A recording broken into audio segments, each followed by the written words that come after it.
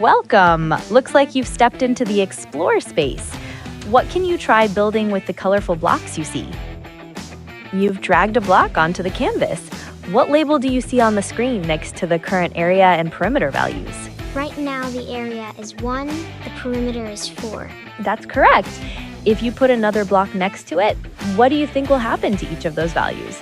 Will they both increase? You've brought another block out. Before you attach it, what's your best guess for how the total area and perimeter will change when they combine? The area becomes 2, and the perimeter is 6. You got it! The area doubled because you have 2 blocks now, but the perimeter only increased by 2 because they share a side. You turned on the dimensions. What new information do those little numbers along the edges tell you about the shape you built? It shows the length of each side. Exactly. They show you the length of each segment on the border. How do all those lengths add up to the total perimeter we saw earlier? The perimeter is 6.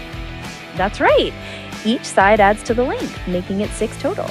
You switched to dual screen. What do you think you can do now that you have 2 separate boards? Could you compare 2 different shapes? You've added a block to both boards now. They each have an area of 1 and a perimeter of 4. What do you think will happen when you grow both of those shapes? Will the comparison stay the same? You've expanded the shape on the right. Both boards now have an area of 2, but what about their perimeters? Are they the same or different? They are different right now. They are different. That's because you arranged the blocks in 2 different ways. Could you draw a new shape on the left board to make the 2 perimeters match? You made them equal. Both have a perimeter of 6 and an area of 2, even though they're shaped differently.